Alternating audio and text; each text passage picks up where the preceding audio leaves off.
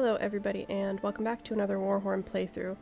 Last episode we kicked off the story, learned how to use runes, and now we can return back to Mark and figure out where we go from here.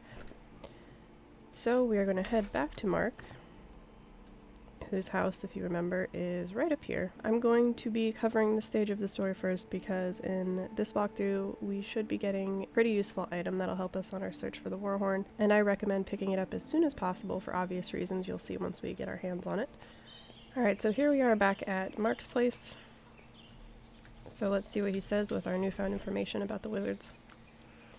I have managed to get into the magic castle, but Simon will not tell me anything.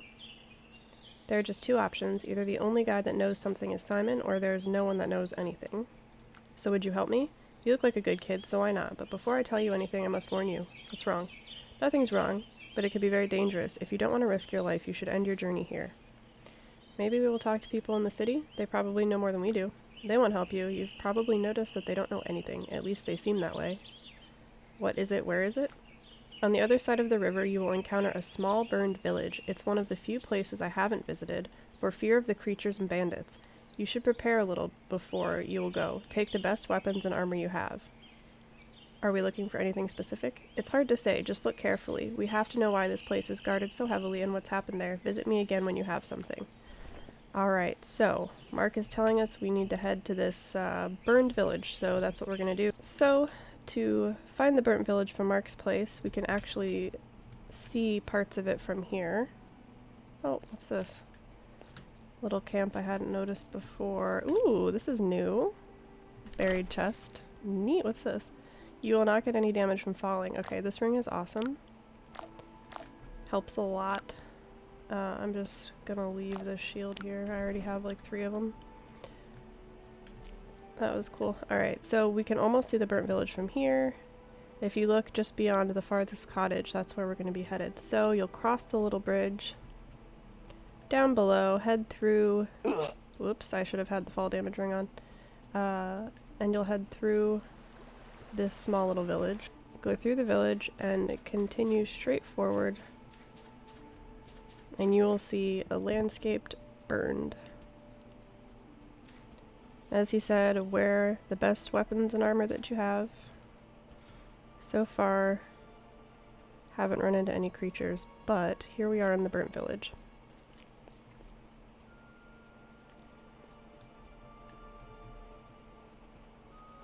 So here we see that we have a slat we could possibly go down, but it's closed. So the goal is to figure out how to open that little slat, and this is an introduction to a mechanic that's used a lot throughout the game. So, as you see here, we have a little cube. And what we're going to do is look for somewhere to place it. And here we have a crystal light and we have a pressure plate. So we're going to drop the cube on the pressure plate. And we notice that a different crystal light sends a beam to a cluster of crystals up above, lighting it up. So we're going to go ahead and run over to this light and look for a similar mechanism. So here we found another little cube. So now we have to look for somewhere to put the cube. It can be a little tricky to see the mechanism. Let's run down here.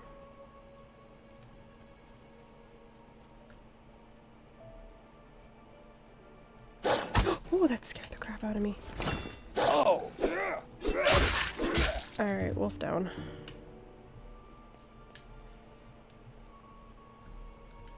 Alright, so we see another light here, but still... Oh, and here's a box. And here is another mechanism. Okay.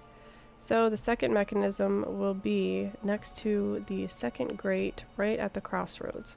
So drop that there, and we notice now that 2 beams of light are converging up top.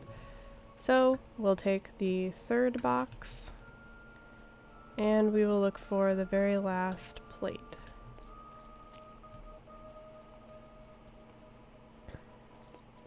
Which is right in here. There we go, all 3 are lit up, Now before we go in there, I wanted to go up top and explain something really quickly. So up here we have a small area of crystals. You can mine these and you can get red crystals from them. We also have a bit of a destroyed landscape up here. Now when we learned runes, this is what you recharge your runes with. So this used to be a rune loading station that for some reason is destroyed. And here we have the 3 crystals that we now have lit up. So we're going to return back to the bottom, and before we head in the grate, there's one more thing I want you all to find before we actually go in there that will add to the story and give Mark something else to tell you. So we're just gonna run, oop, can't go through there. We're just gonna run back this way, and we're gonna run to this hut with the crystal next to it. And you should be able to sneak through the door here. And here we find scrolls that we can read, so starting with the one on the left. Why?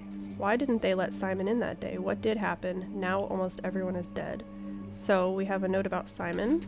Curse. Let it all end. We are close to finding the Warhorn and ending this madness. For now, no one is capable of understanding the problem. It's not as easy as it looks. Just destroying it will not help. Okay, so even if we do find the Warhorn and we do destroy it, it's not going to completely help. 2 strange guys visited our village today. They were nervous and wanted to enter, but we didn't let them in. Legend of the Warhorn is spreading too fast. New people are coming, even though it's very dangerous here. So, what I gather from those 3 notes is that Simon was somehow involved, that this might be the possible, or might have been the possible resting place of the Warhorn. And obviously if it caused this kind of destruction on the village, you know, not very good thing. But anyway, so here we have our little latch open. I'm gonna pop my light rune really quickly because it's dark, and we're gonna go down. So here we are in a little dungeon type thing. And what we're gonna do, since everything is closed, is we're gonna sneak through this little doorway and look around. We have a burnt note here that says, "Still alive. They haven't found me yet. The newcomers have learned how to use magic runes. We are unable to fight them. Only a few of us managed to escape." So there's a little bit of a situation going on between the newcomers, these 2 men. I assume one of them is Mark. And we have a lever here on the wall that we are going to pull to run back out. And we see now that this door is open. We run in here, have a look around, see that there's really not much in here except another lever. But before that, I want you to notice that there's a little... Oh wait, we have to pull the lever first and then push that button. Okay. So you pull the lever first to open the door for you again, and then you run over and push the little button in the shelf.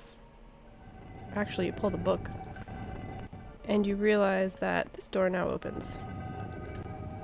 So now that we're in here, we have a quick look around. Oops. And we realize that there's just another lever. So pull the lever again. And that will open this door as well as this door. So now here we are at the end of the puzzle. It was a quick one. It was just an introduction to what you might find in the game. And we're left with a single map. This map shows 9 different locations on it. If you remember, we've already visited this location and we've gotten the strange note from the end and the skull staff, etc. So now we have to visit each of these locations to solve whatever is there in order to find the Warhorn. And you'll also notice that this is a new addition to the landmass. It is not on our previous map. So at some point we will go to this new land and work through those 2 puzzles. You can still do all of the puzzles without this map. It just really helps to have it. Shows you the exact location of each dungeon and puzzle, and will kind of help you just keep track of your journey as you find the Warhorn. Alright, we are going to return to Mark with our information and pull the lever to get out. And naturally, this door will be opened for us, and we can climb up out of here. Thank you. There we go. And now we head back to Mark. So if you think about it, it's kind of interesting that the note said that 2 newcomers came to the island and caused a bit of trouble. And also we learned from the beginning of the game that Mark was one of these newcomers who caused trouble in the original town where we started. So is it not safe to assume that maybe Mark was one of the newcomers who caused trouble at the burnt village? That's kind of the way I look at it, and that maybe Mark is just pretending he doesn't know anything. Why is this not working? There we go. When he actually does know something. Alrighty, here we are back at Mark's camp, and we're going to see what he has to say about our new map we found. I found these notes, you should read them. Just this? Nothing more? Did you spot anything unusual? I also have found this map. That's interesting. Seems like you'll have a bit of traveling to do. Think that I should go. If you need any help or you come to a dead end, you can visit me. Maybe I'll be able to help. We will talk later. Okay. So Mark really didn't tell us much. He didn't seem surprised that we found those notes, almost as if he had heard them already. Which wouldn't really surprise me if he were feigning ignorance. So anyway, that was just a quick walkthrough on how to find the initial map to the Warhorn. I trust that helps, and in our next walkthrough we're going to go ahead and tackle a few of these puzzles, maybe head to a few of the new maps. So I hope you enjoyed that, and I will see you all in the next one.